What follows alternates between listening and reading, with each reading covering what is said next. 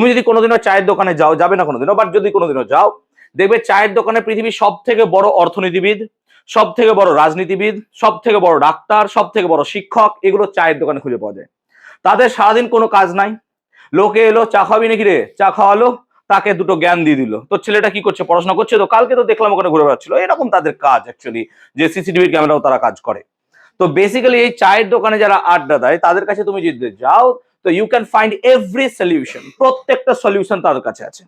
ধরো কোনোদিন তোমাকে বললো বা তোমার মনে হলো যে পড়াশোনা হচ্ছে না, কাকুটা চায়ের দোকানে বসে আছে, দেখে একটু বিজ্ঞ বিজ্ঞ কাইন্ড অফ লাগে, তো তাকে গিয়ে জিজ্ঞেস করলে যে কাকু না আমার না পড়াশোনা হচ্ছে না, কি করবো বলো তো, বাস তোমাকে দাঁড়িয়েও সময় দিতে শুরু করলো। এবার ঠিক আছে, ওর কাছে অঢেল সময়, কেউ আসবে চা খাবে, ও তোমাকে চেয়ে বসবে যে চা দে একটা, এত শিক্ষা। পরমাণুর গঠন অধ্যায়ে আমরা লাস্ট ক্লাস পর্যন্ত যা পড়েছিলাম সেটা যদি জাস্ট একটু 5 মিনিট বলে দিই, তো আমরা ক্যাথোড রশ্মির আবিষ্কার পড়লাম।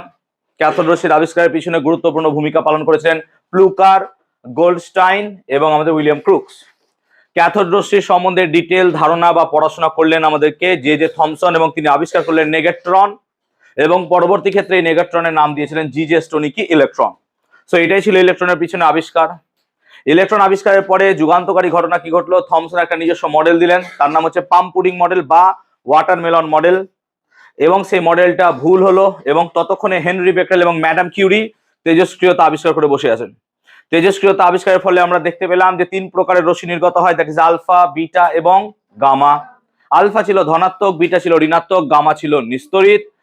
এইগুলো জানার পর রাদারফোর্ড একটা পরীক্ষা করলেন, এবং রাদারফোর্ড পরীক্ষা করলেন আলফা কণা বিক্ষেপণ পরীক্ষা। তোমাদের বইয়ে বিচ্ছুরণ থাকতে পারে, বিচ্ছুরণ কেটে বিক্ষেপণ লিখবে, আলফা কণা বিক্ষেপণ পরীক্ষা। এই আলফা কণা বিক্ষেপণ পরীক্ষা দ্বারা রাদারফোর্ড তার সিদ্ধান্তে উপনীত হলেন যে পরমাণুকে ভাঙা যায়, এবং পরমাণুর বেশিরভাগ অংশ ফাঁপা, এবং পরমাণুর দুটি অংশ, একটা হচ্ছে নিউক্লিয়াস আর একটা তার বাইরের ইলেকট্রন মহল। নিউক্লিয়াসের ভেতরে ধনাত্মক আধান এবং সমস্ত ভর থাকে, আর ইলেকট্রন গুলো ভরহীন বা খুব কম ভরযুক্ত, যেগুলো ঘুরে বেড়াচ্ছে, যেমন করে সূর্যকে কেন্দ্র করে আমাদের বিভিন্ন গ্রহগুলো ঘুরে বেড়াচ্ছে। এই মডেলটা দেওয়ার পর বিজ্ঞান মহলে তোড়জোড় শুরু হলো, এটাকে নিয়ে রিসার্চ শুরু হলো, এবং এর কিছু ত্রুটি পেলাম। ত্রুটিটা নিয়ে যদি একটু আলোচনা করি, যে আমাদেরকে রাদারফোর্ড কি বলেছিলেন, যে নিউক্লিয়াসকে কেন্দ্র করে ইলেকট্রনগুলো বিভিন্ন কক্ষপথে ঘুরে বেড়াচ্ছে। এই কক্ষপথে যখন সে ঘুরছে, তো এই ঘুরছে যখন সে, এর ত্রুটিটা কি পাওয়া গেল, আমাদের ফিজিক্সে একটা তত্ত্ব আছে, দ্যাট ইজ ইলেকট্রোডাইনামিক্স বা তড়িৎ গতিবিদ্যা। এই ইলেকট্রোডাইনামিক্স বা তড়িৎ গতিবিদ্যাতে পয়েন্টিং থিওরেম আছে, পয়েন্টিং থিওরেম। এই পয়েন্টিং থিওরেম বা এরকম একটা থিওরেম অনুযায়ী, যে যখন কোনো আধানযুক্ত কণা, আধানযুক্ত কণা মানে ইলেকট্রন, ইলেকট্রন একটা আধানযুক্ত কণা, এর আধানের মান কত স্যার, -1.602 × 10⁻⁻19 কুলম্ব। এইরকম একটি আধানযুক্ত কণা যদি কাউকে কেন্দ্র করে এরকম বৃত্তাকার পথে ঘোরে, তাহলে সেখান থেকে অনবরত শক্তি নিঃসরণ হতে থাকবে, রেডিয়েশন হবে। তো কন্টিনিউয়াসলি যদি এরকম করে শক্তি বিকিরণ হতে থাকে, আস্তে আস্তে এর শক্তি হারিয়ে যাবে, এবং শক্তি হারিয়ে গেলে এর যে ব্যাসার্ধের পথে ঘুরতো, ব্যাসার্ধটা আস্তে আস্তে কমবে, কারণ শক্তি আস্তে আস্তে স্যার কমে যাচ্ছে, কিন্তু এর শক্তি তো কমছে না। তাই এই অ্যাট্রাকশনটা বাড়তে থাকবে, এবং আমার কি হবে, ঘুরে গিয়ে স্পাইরাল পথে গিয়ে সে নিউক্লিয়াসে গিয়ে পড়বে, এবং একটা পরমাণুর অস্তিত্ব এখানে সংকটে পড়ে যাবে। সো বাই দিস থিওরেম আমাদের অ্যাটমের মানে স্টেবিলিটি নিয়ে প্রশ্ন চলে এলো। এবার তোমরা বলতে পারতে যে স্যার রাদারফোর্ড ঠিক, এটা ভুল না, এটা তো প্রতিষ্ঠিত, তড়িৎ গতিবিদ্যা অনেক আগে থেকে প্রতিষ্ঠিত, এবং এটার আমরা প্র্যাকটিক্যাল এক্সপেরিমেন্ট পেয়ে গেছি অনেক, তারপরে এটাই ভুল, এটা ঠিক। তো রাদারফোর্ডের ত্রুটি একটা পাওয়া গেল। 2 নম্বর ত্রুটি কি ছিল, 2 নম্বর ত্রুটি ছিল এখান থেকে যে শক্তিগুলোকে পাচ্ছি, সেই শক্তিগুলোকে যদি আমরা বর্ণালী বীক্ষণ যন্ত্রে দেখি, তাহলে সেই রেখাটা কেমন হওয়া উচিত ছিল, কন্টিনিউয়াস রেখা হওয়া উচিত ছিল, মানে এখানে কন্টিনিউয়াস দাগ, কোনো রকমের গ্যাপ থাকবে না। আমি গ্যাপ দিয়েছি, গ্যাপ থাকবে না, পুরো হলুদ কালার বা লাল কালারের থাকবে, কন্টিনিউয়াস হবে। কিন্তু যখন আমরা প্র্যাকটিক্যালি কোনো একটা অ্যাটম বা পরমাণু থেকে এরকম বর্ণালী বীক্ষণ যন্ত্রে কোনো একটা রেডিয়েশনকে ফেলছি, তখন দেখা যাচ্ছে সেখানে এরকম রেখা পাওয়া যাচ্ছে, দ্যাটস অল রেখা বর্ণালী। তার মানে রাদারফোর্ড রেখা বর্ণালীর উৎপত্তির কোনো ব্যাখ্যাই দিতে পারেনি, তার মতানুসারে ছিল এটা কন্টিনিউয়াস স্পেকট্রাম। এই দুটো ত্রুটিকে মাথায় রেখে রাদারফোর্ড আমাদের মোটামুটি ভুল হলো। তারপর মার্কেটে এলো তারই ছাত্র বোর। এখন বোর কিরকম লোক ছিল, আমি জাস্ট একটা উদাহরণ দিয়ে বোঝাচ্ছি যে কিরকম হতে পারে। তুমি যদি কোনোদিনও চায়ের দোকানে যাও, যাবে না কোনোদিনও, বাট যদি কোনোদিনও যাও, দেখবে চায়ের দোকানে পৃথিবীর সব থেকে বড় অর্থনীতিবিদ, সব থেকে বড় রাজনীতিবিদ, সব থেকে বড় ডাক্তার, সব থেকে বড় শিক্ষক, এগুলো চায়ের দোকানে খুঁজে পাওয়া যায়। তাদের সারাদিন কোনো কাজ নাই, লোকে এলো চা খাওয়াবি নাকি রে, চা খাওয়ালো, তাকে দুটো জ্ঞান দিয়ে দিল, তোর ছেলেটা কি করছে, পড়াশোনা করছে তো, কালকে তো দেখলাম ওখানে ঘুরে বেড়াচ্ছিল, এরকম তাদের কাজ অ্যাকচুয়ালি, যে সিসিটিভি ক্যামেরাও তারা কাজ করে। তো বেসিক্যালি এই চায়ের দোকানে যারা আড্ডা দেয় তাদের কাছে তুমি যদি যাও তো you can find every solution, প্রত্যেকটা সলিউশন তাদের কাছে আছে। ধরো কোনোদিন তোমাকে বললো বা তোমার মনে হলো যে পড়াশোনা হচ্ছে না, কাকুটা চায়ের দোকানে বসে আছে দেখে একটু বিজ্ঞ বিজ্ঞ কাইন্ড অফ লাগে, তো তাকে গিয়ে জিজ্ঞেস করলে যে কাকু না আমার না পড়াশোনা হচ্ছে না, কি করবো বলো তো, বাস তোমাকে দাঁড়িয়েও সময় দিতে শুরু করলো। এবার ঠিক আছে, ওর কাছে অঢেল সময়, কেউ আসবে চা খাবে, ও তোমাকে চেয়ে বসবে যে চা দে একটা, এত শিক্ষা দিলাম। ও কি বলবে যে তুই পড়াশোনা করতে পারছিস না, কেন পারছিস না, না তো কাকু আমি না পড়াশোনা করতে গেলে ঘুম চলে আসে। এটাই তো, ঘুমালে হবে না, ঘুমালে হবে না, ঘুমালেই তো পড়তে পারবি না, তাহলে ঘুম বাদ দিয়ে দে। আরে ভাই ও তো তোকে প্রবলেমটাই নিয়ে গেল যে পড়তে গেলেই ঘুম চলে আসছে, কি করব, ও বলছে ঘুমানো যাবে না, প্রবলেমটাই তো ওটা। প্রবলেমের সলিউশন কি হতে পারে, তুই আগে ভাত খাস না, ভাত খেলে আমাদের কি হয়, সুগার স্পাইক করে, ঘুম চলে আসতে পারে, এগুলো সলিউশন। ও কি বলবে না ওটা করা যাবে না, তাই না? যেমন ধর কিছুদিন আগে ধর একটা কোনো প্রকল্প আমাদের মুখ্যমন্ত্রী লঞ্চ করছে, প্রকল্পের দুটো দল রেডি হয়ে যায় চায়ের দোকানে গিয়ে, কি এর পক্ষে এই প্রকল্প হলে জানো এইগুলো হবে, এইগুলো হবে, এই প্রকল্পের এত উন্নতি, আর এক দল বলছে আর এগুলো উন্নতি, এই দেখো অবনতি। তো ওখানে একটা সুন্দর পরিবেশ থাকে, মজা লাগে, গিয়ে চায়ের দোকানে খালি গিয়ে এরকম করে খালি বসতে হবে আর দেখতে হবে চলছে এটা কি, এখানে রঙ্গমঞ্চ কাইন্ড অফ। আমি কেন জানি, বিকজ আমি প্রায় চায়ের দোকানে গিয়ে চা খাই, তো আমি জানি। এবার আমি শুধু চাই খাই, টাটা আমি আর খাই না, সেটা আমার খুব বিরক্ত লাগে, আমি শুধু চা খেয়ে চলে আসি। চায়ের সাথে টাটা আমি খুব একটা পছন্দ করি না, অনেকে দেবে চায়ের সাথে টা খেতে পছন্দ করে, এটা কাইন্ড অফ তাদের কাছে ওষুধের মতো, ঠিক আছে? তো যাই হোক, আমি টাকা দিয়ে ওষুধ খেতে পারি না, ওখানে গিয়ে ফ্রিতে ওষুধ খেয়ে চলে আসতে হয়, কারণ প্যাসিভ স্মোকিং হয়ে যায় আমার, যা হোয়াট এভার। সেই জন্য তাদেরকে আমি মাঝে মধ্যে বলি, একজনকে তো একদিন বলে ফেললাম যে দাদা ধোঁয়াটা একটু ওইদিকে ছাড়ুন, বলছে চায়ের দোকানে এসছেন আবার সিগারেট নিয়ে সমস্যা, বাধ্য হয়ে আমি সরে গেলাম যে ঠিক আছে চলো যাই। ও বিলাইক আমি ওপেন প্লেসে করবো, তোর মুখ ঢুকিয়ে পালা, আমি অন্যায় করছি সেটা বড় কথা নাই, তুই ন্যায় সঙ্গে এখানে দাঁড়াতে পারবি না, তার নিজেই সরে যেতে হয় চা নিয়ে দূরে, যা হোয়াট এভার। তো বোর ওয়াজ ওই চায়ের দোকানে একজন আড্ডা মারা ব্যক্তি, জোকস হিসেবে হ্যাঁ রিয়েলি নিও না, ও বিশাল বড় মাপের বিজ্ঞানী। Bohr was kind of that, যে চায়ের দোকানে আড্ডা মারা সেই ব্যক্তি যার কাছে সব সলিউশন আছে, ঠিক আছে? তো বোর ছিল রাদারফোর্ডেরই ছাত্র। বোর কেমন দেখ, মানে কতটা হিংসা পরায়ণ স্বার্থান্বেষী একজন ব্যক্তি, তার টিচার এত বড় বড় ভুল করছে, দাঁড়িয়ে দাঁড়িয়ে দেখছে যে বেটা তুই ভুল কর, তারপর শুধরাবো তো আমি তোকে। Bohr was like that. যাক জোকস ব্যাপার, এগুলো জোকস হিসেবে নেবে, সিরিয়াসলি নিও না। তো বোর রাদারফোর্ডের এই ভুলটা খুব ভালো করে দেখলেন, তাই না? রাদারফোর্ডের ভুলটা দেখলেন, তোমরাও এরকম হতে পারো কখনো, দেখবে একটা স্যার অঙ্কে কিছু একটা ভুল করেছে, পুরো অঙ্ক করার পর দেখছো অঙ্ক আর মিলছে না, তুমি ঠিক দেখেছো যে ও বেটা ওখানেই ভুল করেছে, তখন বলে দেওয়া উচিত ছিল, পুরো করার পর দেখছো অঙ্ক মিলছে না, স্যার আপনি না ওখানে ভুল করেছেন, ও হ্যাঁ পুরো মিটি আবার অঙ্ক। এগুলো হচ্ছে সাইলেন্ট কালপ্রিট, আগে বলে দাও ভুল হয়েছে। তো বোর্ডও করতে পারতো এরকম, বোর্ড এরকম করতে পারতো না যে স্যার দেখুন রাদারফোর্ড আপনি এগুলো ভুল করছেন, এটা ঠিক করুন, যা করেনি, সেটা বোর্ডের পার্সোনাল চয়েস। সো বেসিক্যালি এরকম ভাবে বোর্ডের কাছে যদি আমরা আসি, বোর্ড তার এইগুলোকে অবজার্ভ করে বিখ্যাত তিনটি তত্ত্ব দিয়েছিলেন, এটা হচ্ছে বোর্ডের পার্সোনাল তত্ত্ব। বাবু দরজাটা একটু ঠেকিয়ে দাও, নাহলে এসি গরম হয়ে যাবে, হ্যাঁ ঠান্ডার হবে না, হ্যাঁ ভেরি গুড। তো বোর্ড এরকম একটা তত্ত্ব দিলেন, তত্ত্বটা কি ছিল, দেখো চায়ের দোকানে যেমন বুদ্ধি সেরকম বুদ্ধি দিল। আমাদের এখানে বোর্ডের তত্ত্ব দেওয়ার সময় রাদারফোর্ডের তত্ত্বটা কি ছিল, যে ইলেকট্রন যখন এরকম ভাবে বৃত্তাকার পথে ঘুরবে সে ক্রমশ শক্তিকে কি করবে, বর্জন করবে। তা তুমি সেই ছাত্র যে পড়তে চাইছো কিন্তু তোমার ঘুম চলে আসছে, তুমি কি বলছো, যে কাকু আমার ঘুম আসছে, আমি কি করে পড়বো, ও বলছে ঘুম হবে না, ঘুমাতে যাবে না। বড় তাই বলছে, কি বলছে, যে ইলেকট্রন গুলো যখন বৃত্তাকার পথে ঘুরবে শক্তি বর্জন করবে না, বলছে কেন করবে না আমি জানি না, করবে না, এই হচ্ছে তত্ত্ব। তাহলে প্রথম তত্ত্ব কি ছিল, বোর্ডের তত্ত্ব অনুসারে, লেখার দরকার নাই, নোটসে আমার খুব সুন্দর করে দেওয়া আছে, জিনিসটা বোঝো, ফিজিক্স বোঝো, বুঝতে এসছো, আমিও বুঝেছি, বুঝে পড়াতে পারছি এখানে, ফিজিক্স কমপ্লিটলি বোঝো।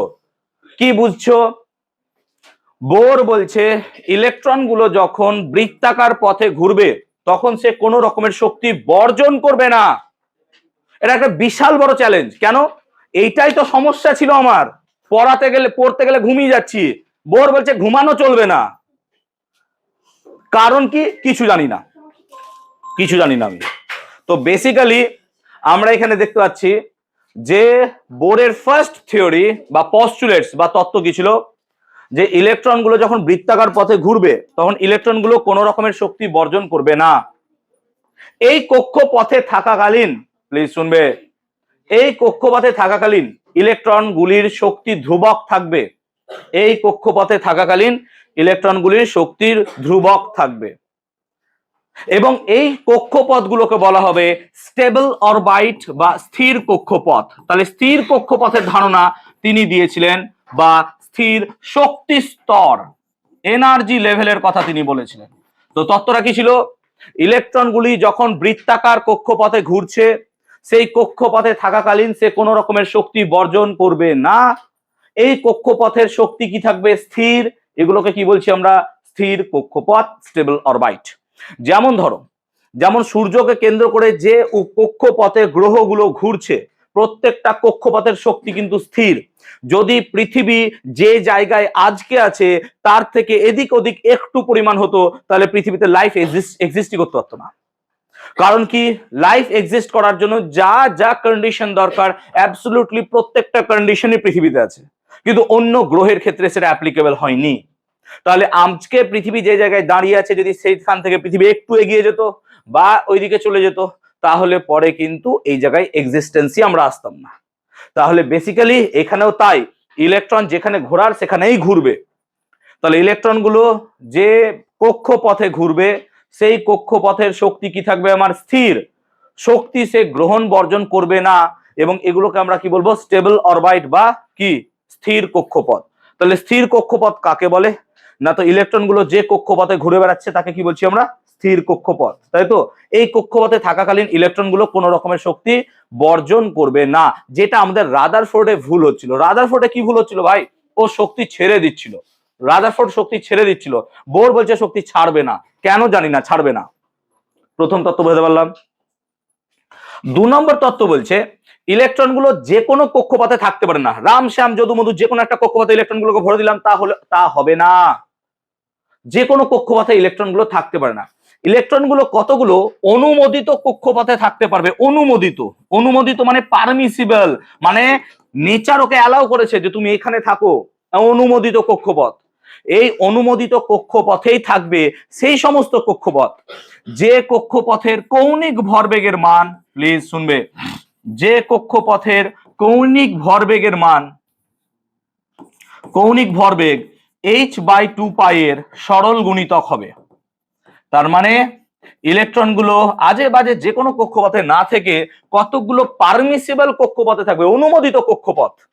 সেই অনুমোদিত কক্ষপথে কেমন হবে, সেই অনুমোদিত কক্ষপথের কৌণিক ভরবেগ h/2π এর সরল গুণিতক হবে, যেখানে h টা হচ্ছে প্ল্যাঙ্কের ধ্রুবক, h-টাকে বলবো আমরা প্ল্যাঙ্কের ধ্রুবক, প্ল্যাঙ্ক এর ধ্রুবক, এবং এর মান কত, এর মান 6.67 ইন্টু 10 টু 6.626 লিখে দাও, 6.6 লিখে দাও, simple, 6.6 into 10 to the power -34 joule second. এবার স্যার এটা কোথা থেকে এলো, এটা পড়তে গেলে অনেক ডিটেলে যেতে হবে, ক্লাস 11-এ ঢুকতে হবে আমাদেরকে। তাই আমরা ক্লাস 11-এ না ঢুকে জাস্ট এটুকুকে একটু মনে রাখতে পারি যে ইলেকট্রনগুলো যে কোনো কক্ষপথে থাকবে না, সেই সমস্ত কক্ষপথে থাকতে পারবে যার কৌণিক ভরবেগ h/2π এর সরল গুণিতক। সরল গুণিতক মানে কি, 1 2 3 4 5 6 এগুলোকে বলা হয় সরল গুণিতক। যেমন ধরো প্রথম কক্ষপথের কৌণিক ভরবেগ হবে কত স্যার, 1 ইন্টু h/2π, বুঝতে পারছো। দ্বিতীয় কক্ষপথের কথা হবে 2 ইন্টু h/2π। এরকম ভাবে ভাবো, প্রথম কক্ষপথ মানে 1, দ্বিতীয় কক্ষপথ মানে 2, তৃতীয় কক্ষপথ মানে 3, এইভাবে ভাবতে হবে তোমাকে। তাহলে ইলেকট্রনগুলো যে কোনো কক্ষপথে থাকতে পারে না। যেমন ধরো এই বিল্ডিং এর মধ্যে আমি জাস্ট একটা ফ্ল্যাট কিনেছি, তাহলে তুমি যখনই এই আশেপাশে পড়তে আসবে তোমার অনুমোদিত কক্ষপথ হিসেবে তুমি আমার ঘরেই আসবা, কারণ এই পুরো বিল্ডিং এ অনুমোদন তোমার শুধু আমার ঘরে দেওয়া আছে, আর কোথাও দেওয়া নাই। তুমি যে কোনো ফ্ল্যাটে গিয়ে ঘন্টি বাজাতে পারো না, তো আমার এখানে তোমাকে আসতে হবে। তাহলে বেসিক্যালি এইটাকে বলা হয় পারমিসিবল অরবাইটস। মানে অনুমোদিত কক্ষপথ। যে কোনো কক্ষপথ কিন্তু অনুমোদিত নয়, যে আমি মনে হলো এখানে একটা ইলেকট্রনকে ভাসিয়ে রেখে দিলাম, যাও। যেমন করে সোলার সিস্টেমে অ্যাস্টেরয়েড গুলো ভেসে বেড়াচ্ছে, এখানে তো দু একটা ইলেকট্রন ভেসে বেড়াতে পারতো না, ওরকম হবে না। ইলেকট্রন যেখানে সেখানে থাকতে পারবে না। ইলেকট্রন প্রথমত কক্ষপথ ছাড়া অন্য জায়গায় থাকতেই পারবে না, আর যে কোনো কক্ষপথে ইলেকট্রন থাকতে পারবে না। ওকে কতকগুলো কক্ষপথকে পারমিশন দেওয়া হয়েছে যে এই ইলেকট্রন তুমি এখানেই থাকবা, ওই ইলেকট্রন। এবার তুমি বলবা স্যার কি করে দিয়েছে? এগুলো নেচার আস্তে আস্তে অ্যালাউ করেছে, এবং কিভাবে অ্যালাউয়েন্সটা পেয়েছে সেটা ক্লাস 11-এ গিয়ে শিখবে, কেমিস্ট্রিতে অ্যাটমিক স্ট্রাকচারে। অ্যাটমিক স্ট্রাকচারে গিয়ে ক্লাস 11-এ গিয়ে আমরা শিখবো। এখন শিখলে পরে অনেক জটিল হয়ে যাবে, কারণ কক্ষপথ থেকে আমাদেরকে উপকক্ষের ধারণায় যেতে হবে, এসপিডিএফ এর ধারণায় যেতে হবে, যেগুলো এখন বোঝানি একদমই নিছকই বোকামো। কারণ 11-এ গিয়ে তোমাকে আবার সেগুলো শিখতে হবে, 10-এ শিখে নাই। যদি কেউ আইআইটি জি এর ফাউন্ডেশন ক্লাস করো, তাদের দেখবে শিখিয়ে দেবে। আর আমি ফাউন্ডেশন করাচ্ছি না, সো আমি করাতে পারবো না। তো ইলেকট্রনগুলো কতগুলো অনুমোদিত কক্ষপথে থাকতে পারবে, সেই সমস্ত কক্ষপথের কৌণিক ভরবেগ h/2π এর সরল গুণিতক হবে, অর্থাৎ 1 2 3 4 5 6। এইভাবে ইলেকট্রনগুলো চলবে। এগুলোকে বলা হলো অনুমোদিত কক্ষপথ, বিকজ ইলেকট্রন যে কোনো জায়গায় যেতে পারবে না। তাহলে 3 নম্বর পয়েন্টের গুরুত্বটা কি? ইলেকট্রন কি কোনো রকম শক্তি নেবেই না? আমি যদি কোনো একটা অ্যাটম বা পরমাণুকে কিছু পরিমাণ শক্তি দিই, তাহলে শক্তিটার কি হবে? পরমাণু কি পুরো শক্তি আমাকে ফেরত দেবে? না, এইখানে সমস্যা। ও বলছে যে ইলেকট্রন শক্তি গ্রহণ করতে পারে বা বর্জন করতে পারে উইথ ওয়ান ক্রাইটেরিয়া, একটা শর্তে। শর্তটা কি, এটা মিটিয়ে বোঝাচ্ছি। ইলেকট্রন শক্তি গ্রহণ বা বর্জন করতে পারে উইথ সাম ক্রাইটেরিয়া। ক্রাইটেরিয়াটা কি স্যার? দেখো, ধরো নিউক্লিয়াসের সব থেকে কাছের কক্ষপথ, এটাকে আমরা ক্লাস 8-এ মনে করতে পারবো কে কক্ষপথ বলেছিলাম, এবং তারপরের কক্ষপথটাকে আমরা এল বলেছিলাম। এইভাবে আমরা মোটামুটি কক্ষপথগুলোর নামকরণ করেছিলাম। এবং মাথায় রাখবা এটা হচ্ছে n = 1 2 3, 1 নম্বর কক্ষপথ, 2 নম্বর কক্ষপথ, 3 নম্বর কক্ষপথ। কোন একটা ইলেকট্রন ধরো কে কক্ষপথে আছে, আর একটা ইলেকট্রন এল কক্ষপথে আছে, আর একটা ইলেকট্রন এম কক্ষপথে, তিনটে কক্ষপথে 3টি ইলেকট্রন আছে। এবার নিউক্লিয়াসের সব থেকে কাছের কক্ষপথ কোনটা স্যার? কে কক্ষপথ। আর সব থেকে দূরের কক্ষপথ এম। মাথায় রাখবো, আমি যত নিউক্লিয়াস থেকে দূরে যাব আমার শক্তি তত বাড়তে থাকবে। মানে আমি কে কক্ষপথে আছি, আমার যা শক্তি হবে এল কক্ষপথের শক্তি তার থেকে কি হবে স্যার? বেশি। এল কক্ষপথে থেকে এম এর শক্তি কি হবে স্যার? বেশি। মুদ্রা কথা, এই 3টি ইলেকট্রনের মধ্যে এম কক্ষপথে যে ইলেকট্রনটা আছে তার শক্তি সব থেকে বেশি, কে কক্ষপথে যে ইলেকট্রনটা আছে তার শক্তি সব থেকে। কোন একটা ইলেকট্রনকে যদি শক্তি দেওয়া হয়, ধরো এই ইলেকট্রন আছে, এই ইলেকট্রনটাকে আমি বাইরে থেকে কিছু রেডিয়েশন হিট দিলাম, শক্তি দিলাম, কোনো একটা শক্তি দিলাম, তাহলে কি হবে? ইলেকট্রনটা শক্তি পেয়ে এই কক্ষপথে আর থাকতে পারবে না, কেন? এই কক্ষপথে শক্তি কম। তাই সে শক্তি নিয়ে কি হবে? অপর স্টেটে, অর্থাৎ এই কক্ষপথে চলে আসবে। অর্থাৎ এই ইলেকট্রনের ক্ষেত্রে এইটাকে বলা হবে ভূমি স্তর, গ্রাউন্ড স্টেট। এইটাকে বলা হবে এক্সাইটেড স্টেট বা উত্তেজিত স্তর। যেমন ধরো তুমি ভূমি স্তরে জানো তুমি প্রত্যেকদিন পকেট মানি হিসেবে বা 1 মাসে পকেট মানি হিসেবে, যেটা উচিত নয় একদম নেওয়া, পকেট মানি হিসেবে তুমি পাও, ধরো কথা মানে বলছি 100 টাকা। কথা মানে বলছি 1 মাসে 100 টাকা দেয়। জানি নিছকই ছোট বাচ্চা হয়ে যাচ্ছে, মানে নিচ্ছে 100 টাকা। হঠাৎ করে তোমার বাড়িতে একদিন দিদাবাদ কেউ এলো, তোমাকে 1000 টাকা দিয়ে গেল, এক্সাইটেড স্টেটে চলে গেল। ওই যে 100 টাকাটা হচ্ছে এনার্জি। তখন দেখবে দুদিন আকাশে উড়ু উড়ু ভাব মনে হবে যে আমার কাছে 1000 টাকা এলো কি করে। তখন কি মনে হবে? এই এক্সাইটেড স্টেটে থাকাকালীন 1000 টাকা, যতক্ষণ না 1000 টাকাটা আমার শেষ হচ্ছে ততক্ষণ না আমার এই জায়গাটায় শান্তি আসছে না। এটাকে শেষ করতে হবে। কি করে শেষ করবো? চলো বন্ধুকে নিয়ে খাওয়াই, চলো এটা কিনি, ওটা কিনি, ক্লিপ কিনি, কিছু দরকার নাই তাও কিনে নিচ্ছি, ক্লাচার কিনছি, মনে হলো এই কিনছি, ওই কিনছি, যা মন যায় কিনে কুনে আমি আবার ফেরত চলে আসছি কোথায়? ওই 100 টাকাতেই। তার মানে কোন একটা ইলেকট্রন ভূমি স্তর থেকে উত্তেজিত স্তরে যেতে পারবে তখনই যখন সে কিছু পরিমাণ শক্তি নেবে। ক্লিয়ার হলো? কিন্তু এই উত্তেজিত শক্তি স্তর বা এক্সাইটেড স্টেটে সে বেশিক্ষণ থাকতে পারবে না, ওকে আবার ফেরত আসতে হবে। কেন? আরে নিজের জায়গায় তো আসতে হবে, অকাদে তো আসতে হবে। কোথায় আছো তুমি? তো সেই জায়গায় তোমাকে আসতে হবে। সো মাথায় রাখবে, একটা ইলেকট্রন শক্তি গ্রহণ করে কি হবে? সে উত্তেজিত শক্তি স্তরে যেতে পারবে। এবার ধরো যে এই ইলেকট্রনটার শক্তি অনেক বেশি। এবার এই ইলেকট্রনটা কি স্যার নিচে নামতে পারবে? হ্যাঁ নামতে পারবে। তাহলে একে কি করতে হবে? শক্তি ছেড়ে দিতে হবে। হ্যাঁ না বল। তার মানে ভালো করে শুনবে, ওই উচ্চ শক্তি স্তর থেকে কোনো ইলেকট্রন যদি তার থেকে নিম্নতর শক্তি স্তরে নামতে চায়, তাকে শক্তি বর্জন করতে হবে। আর কোন একটা ইলেকট্রন শক্তি গ্রহণ করে নিম্নতর শক্তি স্তর থেকে উচ্চতর শক্তি স্তরে যেতে পারবে। আমি উদাহরণ দিচ্ছি, এরকম বলতে পারি যে ধরো তোমাদের ক্লাসে 1 থেকে 5 পর্যন্ত র্যাঙ্কার সব স্টুডেন্টস আছে। এবার এক নিজের র্যাঙ্কে ধৈর্য বা বজায় রাখার জন্য তাকে অসম্ভব পরিশ্রম করতে হয়, সারাদিন পড়তে হয়, মেয়েটা গলাও বসে যায় হয়তো, কথা মানে বলছি। 2 নাম্বার যে র্যাঙ্ক আছে নিশ্চয়ই সে 1-এর মতো পরিশ্রম করতে পারছে না বা তার মেমোরি এটা দিচ্ছে না, এরকম ভাবে তো 1 থেকে 5 র্যাঙ্ক হয়েছে।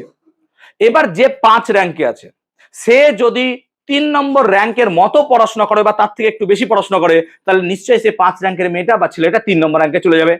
আর 3 নম্বর র্যাঙ্ক যদি ততটা পড়াশোনা না করে, অর্থাৎ সে ঢিলামি দেয়, শক্তি ছেড়ে দেয়, তাহলে 3 থেকে কোথায় চলে আসবে? 5-এ চলে আসবে। সিম্পল ফান্ডা, শক্তি বর্জন করলে ওপর থেকে নিচে নামবা, আর শক্তি গ্রহণ করলে নিচ থেকে ওপরে যাবা। গার্জিয়ান বাবা মার অ্যাডভাইস শুনলে ওপরে উঠবা, আর বন্ধু বান্ধবের অ্যাডভাইস শুনলে মাটির তলায় ঢুকে যাবা। Choice is yours. চলো তাহলে আই হোপ বোঝাতে পেরেছি। আরেকবার রিপিট করে নিচ্ছি তত্ত্বগুলো। ইলেকট্রনগুলো যে কক্ষপথে থাকছে সেই কক্ষপথের শক্তি কি হচ্ছে? স্থির। ইলেকট্রনগুলো সেই কক্ষপথে থাকাকালীন কোন রকমের শক্তি গ্রহণ বা বর্জন করে না। এগুলোকে কি বলা হচ্ছে? স্টেবল অরবিট বা স্থির কক্ষপথ। 2 নম্বর কি? ইলেকট্রনগুলো যে কোনো কক্ষপথে থাকতে পারবে না, কতগুলো অনুমোদিত কক্ষপথে থাকতে পারবে, পারমিসিবল অরবিটস। এই অনুমোদিত কক্ষপথটা এমন হবে যে তার কৌণিক ভরবেগের মান কত হবে? h/2π এর সরল গুণিতক, মানে 1 2 3 4 5 এভাবে গুণ করতে পারো তুমি। আর 3 নম্বর পয়েন্ট আমরা কি বললাম? যে একটা ইলেকট্রন শক্তি গ্রহণ করে নিম্ন শক্তি স্তর থেকে উচ্চ শক্তি স্তরে যেতে পারে, বা উচ্চ শক্তি স্তর থেকে ইলেকট্রন শক্তি বর্জন করে কোথায় নামতে পারে? নিম্নতর শক্তি স্তরে। এবার আমি একটা উদাহরণ হিসেবে দেখতে চাইছি যে ধরো এটা একটা শক্তি স্তর, এটা একটা শক্তি স্তর, কথা মানে বলছি, ভাবো। ধরো কথা মানে বলছি এটা হচ্ছে কে কক্ষপথ আর এটা হচ্ছে এল কক্ষপথ, জাস্ট ইমাজিন করো। আমি বলে দিচ্ছি এটার শক্তি ধরো E1, এটার শক্তি হচ্ছে E2, তাহলে অবভিয়াসলি ইট ইজ অবভিয়াস যে sir E2 greater than E1 হবে। হ্যাঁ না বলবে যে এর শক্তি এর থেকে কি হবে স্যার? বেশি হবে। এবার কোন একটা ইলেকট্রন যদি এখান থেকে নিচে নামে, তাহলে কি সে শক্তি বর্জন করবে? হ্যাঁ স্যার বর্জন করবে। কত শক্তি সে বর্জন করবে স্যার? না তো স্যার E2 - E1, হ্যাঁ না বলো, এতটা শক্তি সে বর্জন করে দেবে। এবং এই শক্তির মান হবে কার সাথে সমান বলো তো? H into new. এই চিহ্নটাকে দেখো ভালো করে, এইটা হচ্ছে ভি, এই চিহ্নটাকে বলছি আমরা ভি, ঠিক আছে? আর এই ভিটাকে যদি এরকম করে বাঁকিয়ে দাও তো এটাকে বলা হয় নিউ চিহ্ন। এই চিহ্নটার নাম হচ্ছে নিউ। দেখো নিউ চিহ্ন, এইটাকে কি বলে তোমরা জানো? ক্লাস 8-এ পড়িয়েছি, মিউ বলে। তাহলে এটা হচ্ছে নিউ চিহ্ন। নিউকে ফিজিক্সে ম্যাক্সিমাম ক্ষেত্রে ফিজিক্সে নিউকে কম্পাঙ্ক দিয়ে চিহ্নিত করা হয়, অর্থাৎ কোন জায়গায় নিউ মানে জানবা সেটা কম্পাঙ্ক অ্যাকচুয়ালি ফিজিক্সে। তার মানে যে পরিমাণ শক্তি ইলেকট্রন ছাড়বে E2 - E1 that is equals to H into nu. নিউটা মানে কি? ফ্রিকোয়েন্সি, কম্পাঙ্ক। আর এইচটা একটু আগে বলেছি কি বলতো? প্ল্যাঙ্কের ধ্রুবক। হ্যাঁ না বল, এইচটাকে কি বলেছি? প্ল্যাঙ্কের ধ্রুবক। এবং তার মানও লিখেছিলাম 6.6 ইন্টু 10⁻34 জুল সেকেন্ড। এই হচ্ছে আমার বোরের তত্ত্ব। তোদের বইয়ে শুধুমাত্র বোরের তত্ত্ব না দিয়ে বোর রাদারফোর্ডের তত্ত্ব দেবে। কেন বোর রাদারফোর্ডে দেবে? কারণ বোর একাই তো এই তত্ত্ব দেয়নি। কারণ রাদারফোর্ড যদি এই তত্ত্বগুলো না দিত তাহলে বোরের তো অস্তিত্বই আসতো না। তাহলে রাদারফোর্ড আর বোর একত্রে যদি তত্ত্বটাকে দিত তাহলে সেটাকে বলতাম আমরা বোর রাদারফোর্ড তত্ত্ব। সেই জন্য আমাদের বইয়ে বোর রাদারফোর্ডের তত্ত্ব থাকবে, তার 4-5টা পয়েন্ট থাকবে, তোমরা তোমাদের মতো করে লিখবে। শুধুমাত্র যদি বোরের তত্ত্ব বলো তাহলে এই 3টি হচ্ছে বোরের তত্ত্ব, যেটা তোমাকে শেখালাম। রাদারফোর্ডের তত্ত্ব আমি রাদারফোর্ডের তত্ত্ব আলাদাভাবে তোমাদেরকে শিখিয়ে দিয়েছি। সো বোরের তত্ত্ব বোর, রাদারফোর্ডের রাদারফোর্ড, আমি দুটোকে মেলালাম না। তোমরা কিন্তু বোর রাদারফোর্ডের তত্ত্ব পড়ার সময় অবভিয়াসলি তোমাদের স্কুলের টেক্সট বুক পড়বে। ক্লিয়ার? আমরা বোরের তত্ত্ব রাদারফোর্ডের তত্ত্বই জানবো। বুঝতে পারলাম? প্লিজ কথা শুনবে। এতদূর কোনো ডাউট? তাহলে রাদারফোর্ড ভুল হলো, তারপর এলো বোর। এবার বারবার বলি, যে মানুষ বা যে আর কথা তুমি ভাবছো তাকে আইডিয়াল দেখছো, কোনো ব্যক্তি বা কেউ আইডিয়াল হয় না, তার কিছু না কিছু ভুল ভ্রান্তি হয়। আমি আর প্রচুর জীবনে ভুল করি, কিন্তু আমি যে ভুলগুলো করি সেগুলোকে শুধরাতে পারি, অনেকে শুধরাতে পারে না। বেসিক্যালি কি প্রবলেম? যে রাদারফোর্ডের যে ভুল হলো, রাদারফোর্ড সেটা শুধরাতে পারলো না, কে শুধরালো? বোর শুধরালো। এবার বোরকে আমরা যদি হাইলাইট করে দিই, একদম বিশাল মহান ব্যক্তি, একটা বিশাল, কিন্তু তারও তত্ত্বের কিছু ভুল আমরা দেখব। সেটা ছিল কি? বোরের তত্ত্বের ভুল, ত্রুটি। প্রত্যেকটা কিছুর কিছু না কিছু ত্রুটি আছেই, থাকবেই। 100% ফিজিক্সে কোনো জিনিস হয় না, ত্রুটি থাকবেই। সব কিছুর ত্রুটি আছে। ত্রুটিটা কি? নাম্বার ওয়ান, বোরের মতবাদের সাহায্যে এক ইলেকট্রন বিশিষ্ট সিস্টেমের আমরা কথা বলতে পারি। এক ইলেকট্রন সিস্টেম মানে কি ভালো করে বুঝবো।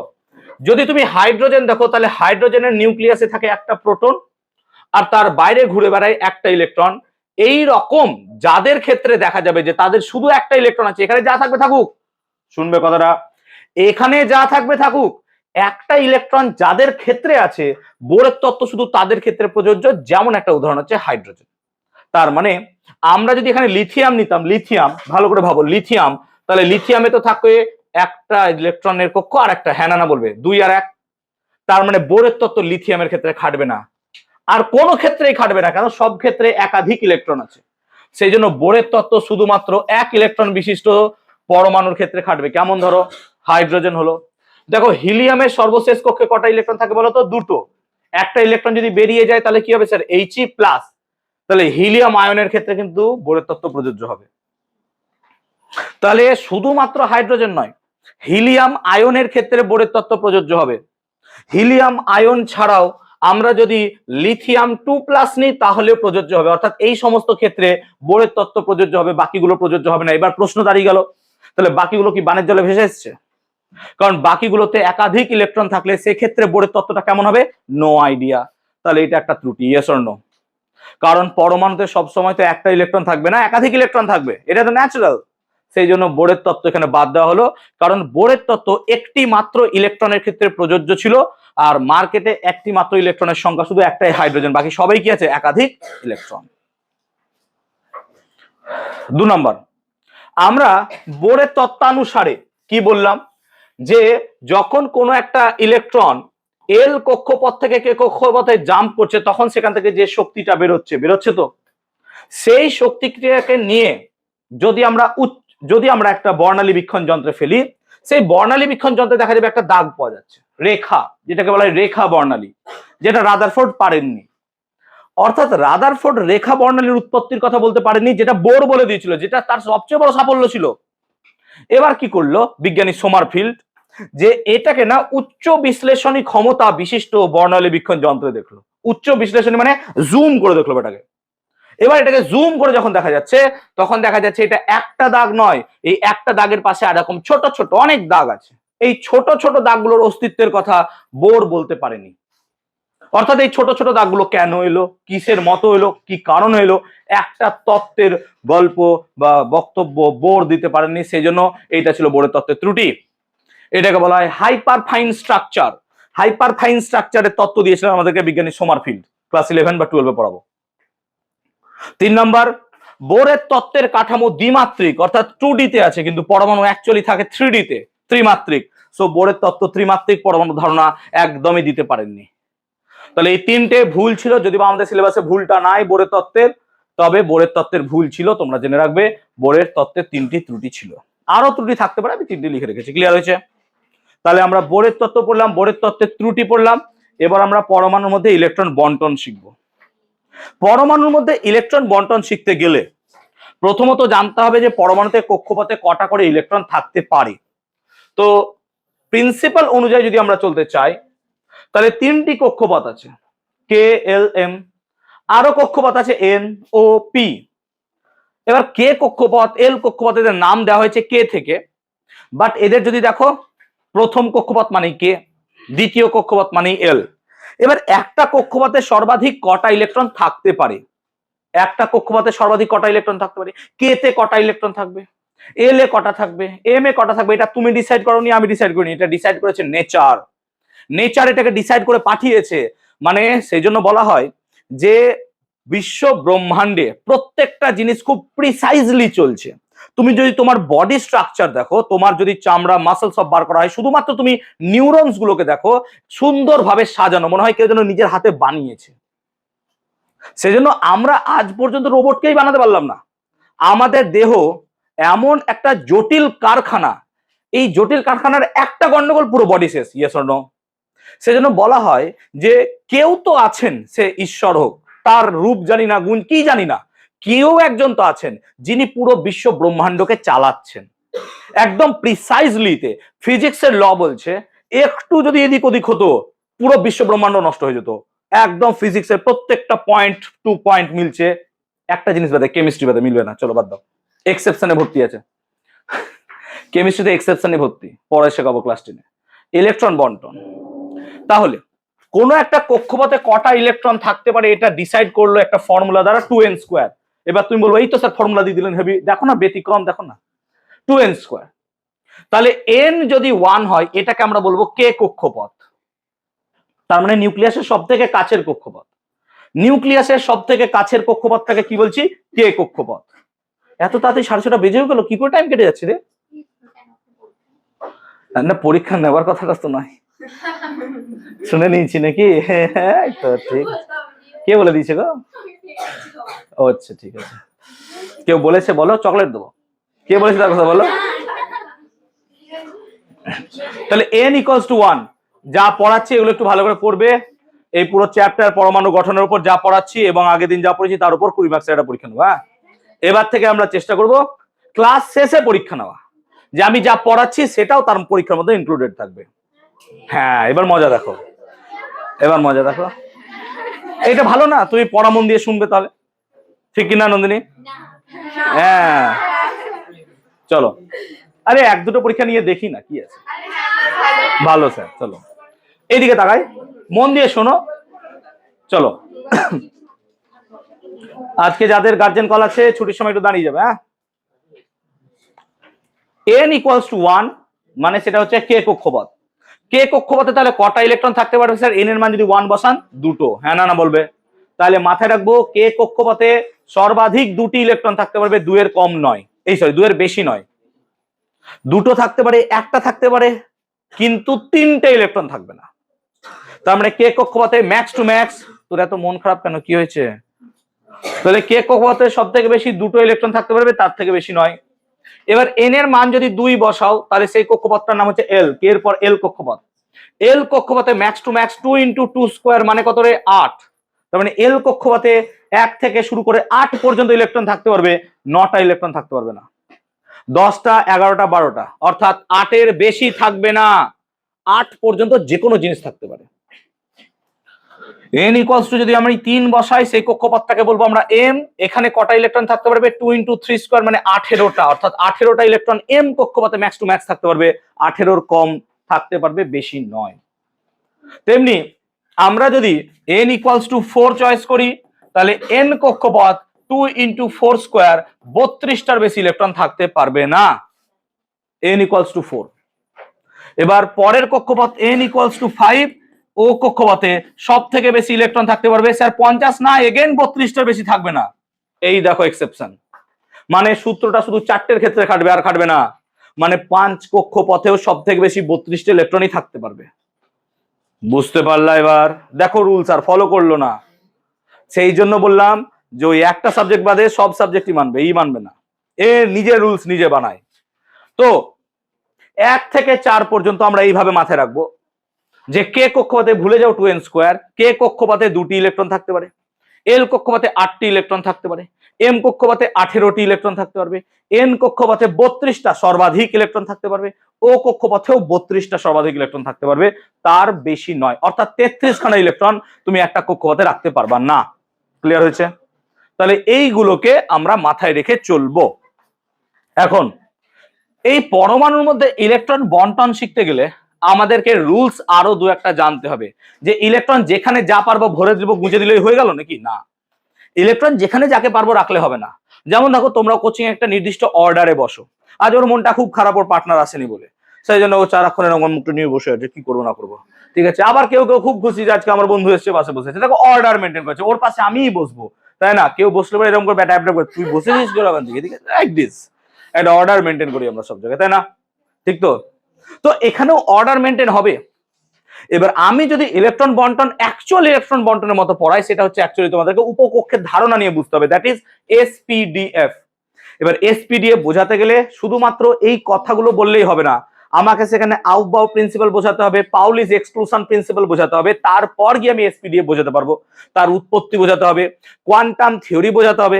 আমি সেগুলোতে যাচ্ছি না বলে তোমাদের সিলেবাস যেমন আছে সেই মতো করে ইলেকট্রন বিন্যাস বোঝাচ্ছি, নাহলে এসপিডিএফ দিয়ে ইলেকট্রন বোঝানো সব থেকে ভালো, ওটাই হচ্ছে সব থেকে বেটার, কিন্তু নেই বলে আমি করাতে পারছি না। চলো, তো রুল নাম্বার 1, সর্ববহিস্থ কক্ষপথে 8টার বেশি ইলেকট্রন তুমি রাখতে পারবা না। সর্ববহিস্থ কক্ষপথে 8টার বেশি ইলেকট্রন নয়, ম্যাক্স টু ম্যাক্স 8। তাহলে সর্ববহিস্থ কক্ষপথে 8টির বেশি ইলেকট্রন রাখতে তুমি পারবা না। সব থেকে বেশি 8টা ইলেকট্রন তুমি রাখতে পারবা। তাহলে সর্ববহিস্থ কক্ষপথে 8টির বেশি ইলেকট্রন তুমি রাখতে পারবে না। ক্লিয়ার হয়েছে ব্যাপারটা? 8টার বেশি ইলেকট্রন থাকবে না। সর্ববহিস্থ কক্ষপথের আগের কক্ষপথে, সর্ববহিস্থ কক্ষপথের আগের কক্ষপথে, সর্ববহিস্থ কক্ষপথের আগের কক্ষপথে 18টার বেশি ইলেকট্রন থাকতে পারবে না। সর্ববহিস্থ কক্ষপথের আগের কক্ষপথে 18টার বেশি ইলেকট্রন থাকতে পারবে না। ক্লিয়ার হলো? তাহলে সর্বশেষ কক্ষপথে 8টা, সর্বশেষ কক্ষপথে 18টা। 3 নাম্বার রুলস মাথায় রাখবো, 3 নাম্বার রুলস আগে মাথায় রাখবো। সর্বনিম্ন নিম্ন শক্তি স্তর আগে পূর্ণ হবে, নিম্ন শক্তি স্তর আগে পূর্ণ হবে। তাহলে এটা হচ্ছে 3 নম্বর রুলস। অর্থাৎ তুমি কে কে ফাঁকা রেখে এলে ইলেকট্রন ভরে দিতে পারো না।